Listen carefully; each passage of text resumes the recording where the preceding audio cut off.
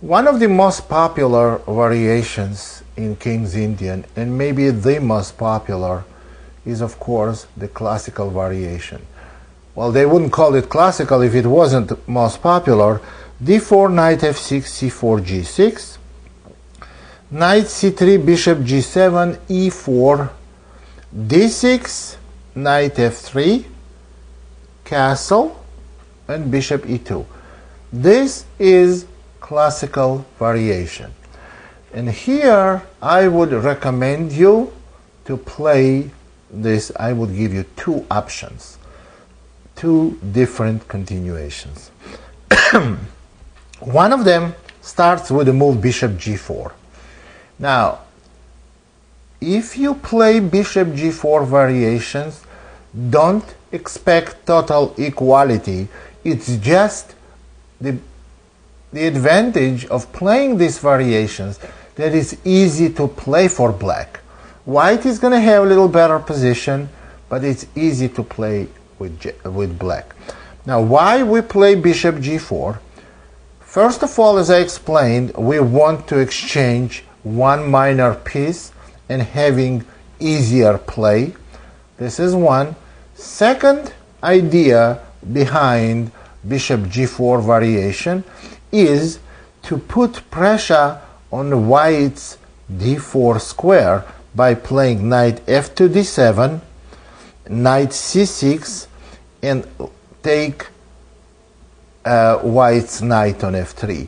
Of course, it sounds a lot better than it is, but after bishop g4, there is one move bishop e3, and second move is castle for white. Now, after bishop e3, which is probably the best move, we go knight d7, and now if white castles, then we transpose to the variation where white could have castled first. This is total transposition. We go knight d7, and now white goes bishop e3. You see, this is exact transposition.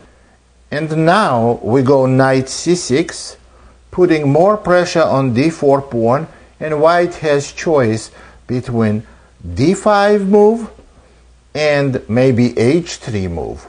Now, on d5, the way we have to play is bishop takes f3, bishop takes back on f3. Now we go knight c to e5.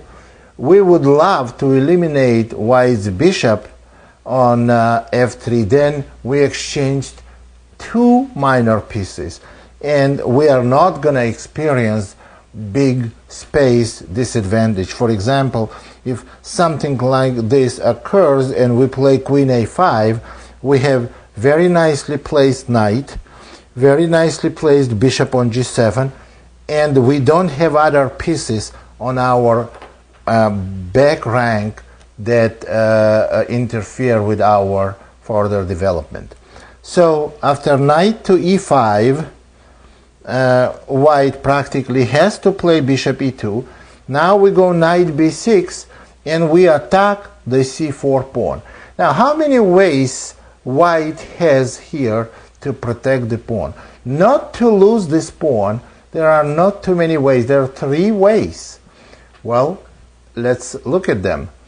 The one way is c5, but that gives black very good position. Black can go simply knight b to c4, and attacking bishop on e3, attacking pawn on b2. That's not great move for white.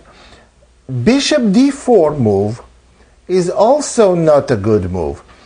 Remember, we cannot take pawn on c4 because we lose the game now, because after bishop g7, king g7, queen d4, actually bishop takes c4 check, bishop takes c4, knight takes c4, and now queen d4 check, knight e5, f4, we gonna lose a piece. But nevertheless, this bishop d4 continuation is not very good for white, because we're gonna go c5. And now you see, if white plays bishop e3, then we can simply win a pawn on c4. And if white gives dark square bishop, then we have great position after playing bishop takes e5. We have dominating bishop on a big diagonal, a1, h8. And if white takes en passant, black is going to take back with the b pawn. And if white goes f4, again we cannot take on c4. But then we go c5, and we have a very good position. Now white cannot retreat because knight takes c4, and white has to give up their dark square bishop by bishop takes e5, and then we play d takes e, and black has total control on dark squares, and black has better game. So bishop d4 is also not recommended way to play for white, and b3 is not good because simply knight takes c4 followed on b takes c, followed by bishop takes to c3. So that leaves black only one move, queen to b3. That's the only good way to protect the c4 pawn. Then we're going to go c6, and when white goes f4, we have to retreat the knight on d7. Now we have a good bishop on g7. We're going to go rook c8, try to play knight c5, and create some play on the queen side. It does not guarantee us total equality, but it will definitely keep white on their toes. So this is not a bad way to play for black. Now going back to the start position of the classical system, I will give you another way to play. In this position, here is the position where we played bishop g4. So the optimal variation is knight a6. Well, actually alternate variation is knight a6. That's the one I use myself most of the time, and that's the variation I like very much. White will castle, and we will go e5. Now this position needs very careful approach. White has here several moves. They have bishop e3, several main moves. Bishop e3, rook e1, and d5. Well, exchanging pawns on e5 and winning a pawn is not going to do anything for white, because black has here several ways of getting very good position. They can simply play either knight takes e4 or rook e8. Black has a very playable position. So nobody plays like this. What white does here normally is going either d5, bishop e3, or rook e1. Let's go with these moves. On d5, we play knight to c5, attacking white's e4 pawn. If white plays queen c2, then we have to go a5 to secure our knight's position on c5, that white cannot play b4. We go a5, and now if white goes bishop e3, we can simply go knight g4. And if white goes bishop g5 and after h6, bishop e3, then we go b6. Now what's the difference? Why we, after bishop e3, we will go knight g4, but after bishop g5, h6, bishop e3, we will not play knight g4? Here is the answer. after bishop g5, h6, knight g4, h6, bishop e3, and knight g4. Knight g4 is not a good move now because white plays bishop takes c5, d takes c, and now white plays h3. You see, if pawn was on h7, we would have played knight h6, followed by f5, and we have very good position. But with pawn on h6, we have to play knight f6. And after knight takes e5, white is going to have a better position. Knight takes d5, c takes d, bishop takes e5, and f4. That's the difference between bishop e3 move immediately and bishop e3 move after bishop g5, h6, and now bishop e3. So the best move is bishop g5, h6, bishop e3. Now we play b6, followed by knight h5 or knight h7, and then f5. This is easy to play for black. So that's how we play on d5. Well, one more thing I have to mention here, that if we play knight c5 and white decides to play knight d2, then very good move for black is bishop h6. Now, you see, in King's India, normally bishop on g7 is weak piece because blocked and locked inside black's pawn structure. But here, after bishop h6, we are threatening to play bishop takes d2, followed by knight takes e4. And so, of course, white will not play b4, because then we simply take bishop takes d2 and knight takes e4, winning a pawn. And if white protects the pawn on e4 by playing queen c2, well, much weaker is f3, because we're going to go bishop e3 check, followed by knight h5, and there's all kinds of threats like queen h4 may be deadly. So the proper way to protect the e4 pawn by playing queen c2, and then black plays a5, and eventually white has to move knight from d2, and black plays bishop takes c1, rook takes c1, and I think the best way is to go b6, and black has very good position. Anytime when you have played e5 and the center is closed, exchanging dark square bishop favors black, because you see the pawn structure, black has most of the pawns blocked in the center on dark squares. So this is practically covering the rook e1, the d5 variation. Now let's look at rook e1. What do we do on rook e1? Very interesting move is bishop to g4. It's not typical King's Indian type of move. After bishop to g4, white has a couple of moves.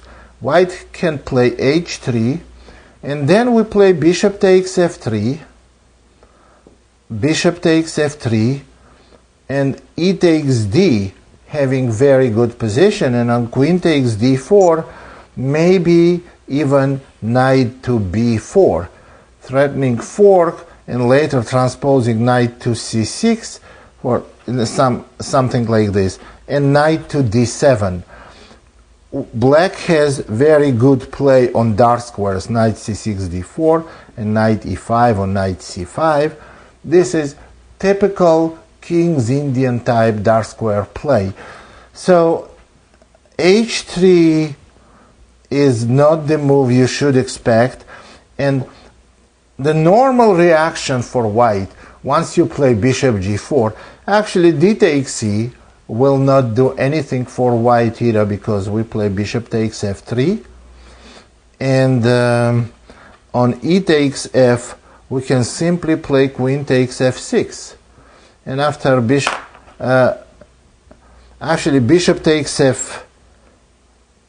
f3, and after ef, bishop takes e2.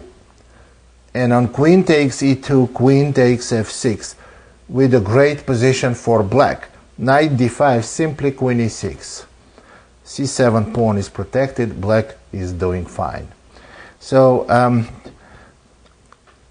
after bishop g4, the most typical reaction when we put pressure on d4, white closes the center, and now we go knight c5, and again, if black, now we are threatening to win pawn on e4. If white plays knight d2, very good move for black is to get white's dark square bishop. White's dark square bishop is the piece that makes black's dark square bishop bad, because we could never go bishop h6. Now, but our bishop is hanging. So the correct move is knight d3. And if white plays bishop takes g4, simply knight takes g4. Now white cannot take the g4 knight because we play knight takes e1, and the knight from e1 escapes. There is no way white can trap this knight. And in this position, so rook must move, and after rook f1, we play simply knight takes c1. We can go knight takes c1. If white takes this knight on g4, then we're going to go knight d3, or we can even simply wait with taking this bishop because it's not going anywhere. We can simply play knight f6, and when white plays queen e2, knight takes c1, rook takes c1, bishop h6. Black solved all problems. They exchanged some pieces, they activated their dark square bishop, they're going to come back with knight on h5, go f5, and they are doing just great. So this is the way we play on rook e1 variation after knight a6. Here is the position, and e5. If white plays rook e1, then we play bishop g4. Now the main move in this position is bishop e3. That's the main move. Knight to g4, white goes bishop g5, and we go queen e8. Now there are a couple of moves for white, is h3 or de, which eventually both of those moves, they transpose to the same position. D takes e, d takes e, and on h3 we play h6. White moves bishop on d2 or c1, which does not make much difference either, because when black goes back knight f6, white goes bishop e3. So it didn't make difference they went to d2 or c1 in a previous variation. So after bishop to e3, we play queen e7. That's the move that I like very much, was played by Kramnik in a famous game against another very famous Dutch grandmaster, PK, and queen e7, and when white plays knight d5, then black went queen d8. It seems silly. Why do we play queen e7 and after knight d5, queen d8? Aren't we losing a tempo? Yes, we do. And that's why we did that, because we are now knight is not on c3 and e4 pawn is hanging. And if white plays knight takes f6, queen takes f6, this position is very playable. I played all the time and I have very good results.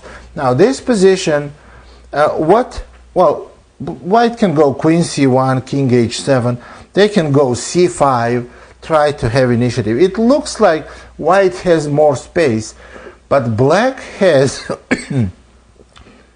sufficient counterplay. We can go knight to b8. You see, position is closed, so development, advantage in development is not as critical. And then we're going to go knight to c6, bishop e6, and we're going to have knight c6 and knight d4 also. We're going to have good play. Well, if white does not, after queen e7, if white does not play knight d5, they can go queen d2, for example. Then we go king h7, and on rook f to d1, we can go c6, and later on we're going to bring the knight on c7, the other knight to h5, knight c7 and knight e6, and we're going to have our play. Now, it's endless variations here. So what I would recommend to get a good feel in this position, you have to look games, searching games in database, played this variation.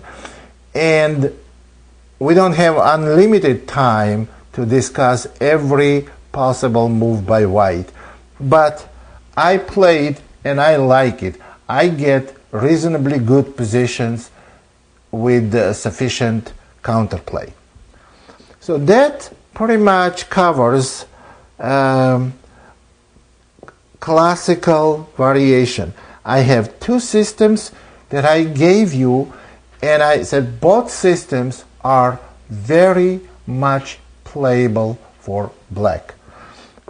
And well, if I had to say what is my preference stays to knight a6, but some of you can adapt the bishop g4 variation, which is perfectly okay. That will conclude the classical variation of King's Indian. Next variation